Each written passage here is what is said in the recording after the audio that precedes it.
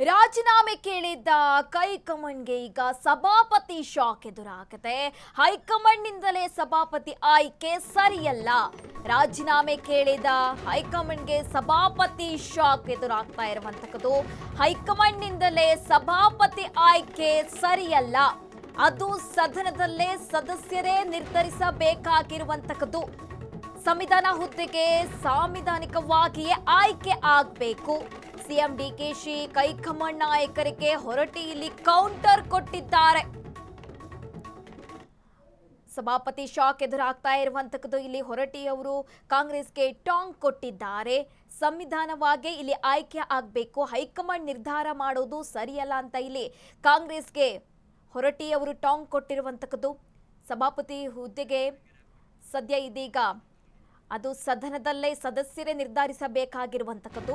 ಅದನ್ನು ಅವರಾಗಿ ಹೈಕಮಾಂಡ್ ನಿರ್ಧಾರ ಮಾಡುವುದು ಸರಿಯಲ್ಲ ಅಂತ ಇಲ್ಲಿ ಏನು ಹೊರಟಿಯವರು ಟಾಂಗ್ ಕೊಟ್ಟಿದ್ದಾರೆ. ಹಾಗೆ ಇಂದು ಮಧ್ಯಾಹ್ನ ಸಿಎಂ ಡಿಕೆಶಿ ಫೋನ್ ಮಾಡಿದ್ರು.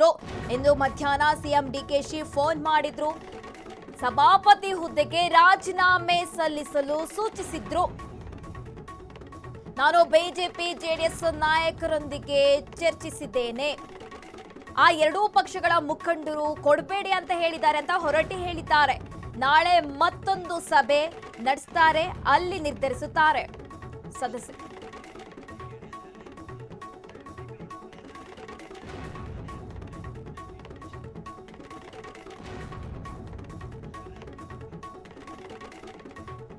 ಫ್ರೀಡಂ ಟಿವಿಗೆ ಸಭಾಪತಿ ಬಸವರಾಜ ಹೊರಟ್ಟಿ ಅವರು ಸ್ಟೇಟ್ಮೆಂಟ್ ಕೊಟ್ಟಿರುವಂತದ್ದು. ಇನ್ನು ಈ ಬಗ್ಗೆ ಬಸವರಾಜ ಹೊರಟ್ಟಿ ಜೊತೆ ನಮ್ಮ ಪ್ರತಿನಿಧಿ ಮಾರುತಿ ಕೂಡ ಏನು ಮಾತುಕತೆ ನಡೆಸಿದ್ದಾರೆ, ಬನ್ನಿ ನೋಡ್ಕೊಂಡ್ ಬರೋಣ. ಕಾಂಗ್ರೆಸ್ ಹೈಕಮಾಂಡ್ ಒಂದು ಹೊಸ ವಿಚಾರಕ್ಕೆ ನಾಂದಿಯನ್ನ ಹಾಡಿರೋದು. ಅಂದ್ರೆ ಸಭಾಪತಿಗಳ ನಿರ್ಣಯವನ್ನ ಕೂಡ ಹೈಕಮಾಂಡ್ ತೀರ್ಮಾನ ಮಾಡಿರುವಂತದ್ದು. ಇದು ಸಾಕಷ್ಟು ಚರ್ಚೆ ಮತ್ತು ಪರ ವಿರೋಧಕ್ಕೂ ಕೂಡ ಚರ್ಚೆ ರಾಜ್ಯದಲ್ಲಿ ಆಗ್ತಿದೆ. ಯಾಕೆಂದ್ರೆ ಒಂದು ಸಂವಿಧಾನಿಕ ಹುದ್ದೆಯನ್ನ ಈ ರೀತಿ ನಿರ್ಣಯ ಮಾಡುವಂಥದ್ದು, ಹೈಕಮಾಂಡ್ ಮಾಡುವಂಥದ್ದು ಸರಿಯಲ್ಲ, ಅದು ಸದನದಲ್ಲೇ ಆಗ್ಬೇಕು ಅನ್ನುವಂಥದ್ದು ಒಂದು ಅಷ್ಟು ನಾಯಕರ ವಾದ. ಇದ್ರ ಬಗ್ಗೆ ಮಾತನಾಡಲು ಸಭಾಪತಿಗಳಾದಂತಹ ಬಸವರಾಜ ಹೊರಟ್ಟಿ ಅವರು ನಮ್ಮ ಜೊತೆ ಇರುವಂತದ್ದು. ಸರ್, ಈ ಸಂವಿಧಾನದ ಬಗ್ಗೆ ಪ್ರತಿ ಬಾರಿಯೂ ಮಾತನಾಡುವಂತ ಕಾಂಗ್ರೆಸ್ ಈ ರೀತಿಯಾದಂತ ನಿರ್ಧಾರ ಅಂದ್ರೆ ಹೈಕಮಾಂಡ್ ನಿರ್ಧಾರ ಮಾಡಿರುವಂತದ್ದು ಯಾವ ರೀತಿ ನೋಡ್ತೀರಿ ಸರ್? ಅದು ಅವ್ರ ಮಂತ್ರಿ ಲಿಸ್ಟ್ ಅನ್ನ ಅವ್ರು ಮಾಡ್ಕೊಳ್ಳೋ ಜವಾಬ್ದಾರಿ ಅವ್ರಿಗಿದೆ, ಅವ್ರಿಗೆ ಯಾರು ಕೇಳಂಗಿಲ್ಲ. ಬಟ್ ಸಭಾಪತಿ ಮತ್ತು ಸ್ಪೀಕರ್ನ ಇಂಥವ್ರನ್ನ ಆಗಬೇಕು ಅಂತ ಹೇಳುವಂಥ ಅಧಿಕಾರ ಯಾರಿಗಿಲ್ಲ. ಅದು ಸದನದಲ್ಲೇ ತೀರ್ಮಾನ ಆಗಬೇಕು.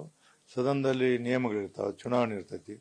ಅದಕ್ಕೆ ಪರಿಷತ್ನಲ್ಲಿ ಸಭಾಪತಿ ಆರಿಸೋದು ಸದಸ್ಯರಿಗೆ ಬಿಟ್ಟಿದ್ದು, ಮತ್ತು ಸ್ಪೀಕರ್ನ ಆರಿಸೋದು ವಿಧಾನಸಭೆಯಲ್ಲಿ ಬಿಟ್ಟಿದ್ದು. ಬಟ್ ಸಂವಿಧಾನಿಕ ಹುದ್ದೆಯನ್ನು ಇಂಥವ್ರ ಹಿಂಗಾಗಬೇಕು ಅನ್ನೋದು ತಿಳಿಸೋದು ಸರಿಯಾದ ಕ್ರಮ ಅಲ್ಲ ಅನ್ನೋದನ್ನು ಸ್ಪಷ್ಟವಾಗಿ ಹೇಳಲಿಕ್ಕೆ ಇಷ್ಟಪಡ್ತೀನಿ. ಸರ್, ಇಷ್ಟು ವರ್ಷದ ರಾಜಕೀಯ ಜೀವನದಲ್ಲಿ ಮೊದಲ ಬಾರಿಗೆ ಈ ರೀತಿ ಅಂತ ಕೇಳ್ತಾ ಇರೋದು ಅಂತ ಅನ್ಸುತ್ತೆ.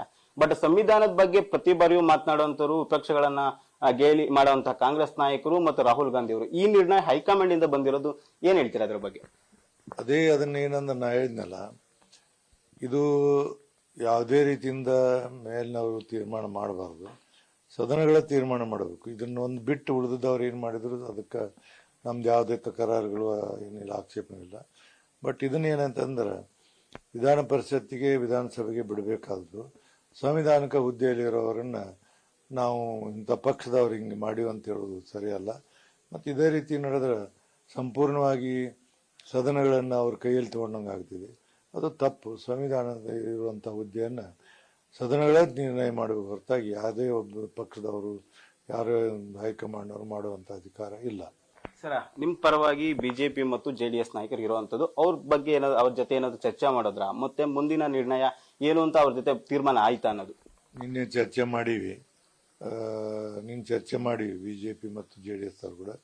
ಅದಕ್ಕೆ ಅವ್ರು ಚರ್ಚೆ ಮಾಡಿ ಇವತ್ತು ಅಶೋಕ್ ಅವ್ರು ಡೆಲ್ಲಿಗೆ ಹೋಗ್ಯಾರ, ಅವ್ರು ಅಲ್ಲಿಂದ ಬರ್ತೀವಿ ಅಂದಾರ. ನಾಳೆ ಬಂದ ನಂತರ ಕುಂತು ಚರ್ಚೆ ಮಾಡಿ ಮುಂದಿನ ನಡೆ ಏನು ಅನ್ನೋದನ್ನು ನಾವು ನಾಳೆ ತಿಳಿಸ್ತೀವಿ. ಸರ್, ಈ ಅಂದ್ರೆ ಸಿಎಂ ಅವರು ಕೂಡ ಏನಾದ್ರು ಮಾತನಾಡುವ ಪ್ರಯತ್ನ ಮಾಡಿದ್ರ, ರಾಜೀನಾಮೆ ಕೊಡಿ ಅಂತ ಅವ್ರು ಏನಾದ್ರು ಪ್ರಸ್ತಾಪ ಮಾಡಿದ್ರ ನಿಮ್ ಜೊತೆ ಅಂತ? ಇವತ್ತು 3 ಗಂಟೆಗೆ ಮಾಡಿ ನೀವು ಆದಷ್ಟು ಬೇಗ ರಾಜೀನಾಮೆ ಕೊಡಿ, ನಮಗೆಲ್ಲ ಒತ್ತಾಯ ಭಾಳ ಐತಿ, ಅದಕ್ಕೆ ರಾಜೀನಾಮೆ ಕೊಡಿ ಅಂತ ಹೇಳ್ತಾರೆ. ವಿಚಾರ ಮಾಡಿ ಹೇಳ್ತೀನಿ ಅಂತ ಹೇಳಿದ್ದೀನಿ. ಸರ್, ಈ ಸಿದ್ದರಾಮಯ್ಯ ಇದ್ದಾಗ ಕೂಡ ಇದೊಂದು ಪ್ರಶ್ನೆ ಎದ್ದಿತ್ತು, ಅಂದ್ರೆ ಸಭಾಪತಿ ಅವರು ರಾಜೀನಾಮೆ ತೆಗೆದುಬೇಕು, ನಮ್ಮ ಪಕ್ಷದ ಅವಕಾಶ ಕೊಡಬೇಕು ಅಂತ. ಬಟ್ ಸಿದ್ದರಾಮಯ್ಯರು ಆ ರೀತಿ ಮಾಡ್ಲಿಲ್ಲ. ಈ ಒಂದು ವೇಳೆ ಸಿದ್ದರಾಮಯ್ಯ ಮುಂದುವರೆದಿದ್ರೆ ನೀವು ಕೂಡ ಮುಂದುವರಿತಿದ್ರು ಅನ್ನೋ ಅನಿಸಿಕೆ ನಿಮ್ಗಿದೆಯಾ? ಏನದು ಹೆಂಗೆ ಹೇಳಕ್ ಭವಿಷ್ಯ ಹೇಳಕ್ ಆಗೋದಿಲ್ಲ. ಬಟ್ ಅವ್ರು ನನ್ನ ಮೇಲೆ ಒಂದು ಸದಾಭಿಪ್ರಾಯ ಇತ್ತು. ನಾ ಸದನವನ್ನು ಚೆನ್ನಾಗಿ ನಡೆಸ್ತಂತ ಅವ್ರ ಅಭಿಪ್ರಾಯ ಇತ್ತು. ಅದು ಸಹಜವಾಗಿ ಅವರು ಪಕ್ಷ ಗಿಕ್ಷ ನೋಡ್ತಿದ್ದಿಲ್ಲ. ನಾವು ಸದನದಲ್ಲಿ ಸದನ ನಡೆಸೋದನ್ನು ಭಾಳ ಗೌರವದಿಂದ ಮತ್ತು ಅಪ್ರಿಷಿಯೇಟ್ ಮಾಡ್ತಿದ್ವು. ಅದನ್ನು ಬಿಟ್ಟರೆ ಏನು ಬೇರೆ ಇಲ್ಲ. ನಾನು ಇನ್ನೊಬ್ಬರ ಬಗ್ಗೆ ಅವ್ರ ಬಗ್ಗೆ ಮಾತಾಡಕ್ಕೆ ಹೋಗುದಿಲ್ಲ. ಯಾಕೆಂದ್ರೆ ಕೇಳಿದೆ ಅಂದ್ರೆ ನಾನು ಸಿದ್ದರಾಮಯ್ಯ ನೋಡಿದಾಗ ನಿಮ್ ಬಗ್ಗೆ ಒಳುವು ಇದ್ದಂತಿದ್ದುಂಟು, ನಿಮ್ ಬಗ್ಗೆ ಒಳ್ಳೆ ಮಾತನ್ನ ಹೇಳಿರೋದಂತೂ, ನೀವು ಒಂಥರ ಆತ್ಮೀಯ ಸ್ನೇಹಿತರು ಕೂಡ ತರ ಕಾಣಿಸ್ದಂತೂ ಉಂಟು. ಅದಕ್ಕೆ ಸ್ನೇಹ ಬೇರೆ, ರಾಜಕಾರಣ ಬೇರೆ. ಅವರ ನಮ್ಮ ಆತ್ಮೀಯತೆ ಮೊದಲಿಂದ ಈಗಲ್ಲ, 35 ವರ್ಷದಿಂದ ಇದೆ. ಅದು ಸ್ನೇಹ. ರಾಜಕೀಯ ಬಂದಾಗ ಅವ್ರ ನಿಲುವುಗಳು ಏನಕ್ಕ ಅನ್ನೋದು ಗೊತ್ತಿಲ್ಲ. ಇಲ್ಲಿವರೆಗೆ ಅವ್ರ ನಿಲುವು ಯಾವತ್ತೂ ನಮ್ಮ ಪರವಾಗಿತ್ತು. ಒಳ್ಳೆ ರೀತಿ ಸದನ ಕಂಡಕ್ಟ್ ಮಾಡ್ತಾರೆ. ಅವ್ರು ಇರಲಿ, ಮುಂದುವರಿಲಿ ಅನ್ನೋದಂತ ಅದು ಅವತ್ತು ಇತ್ತು. ಅವ್ರಿತ್ತು.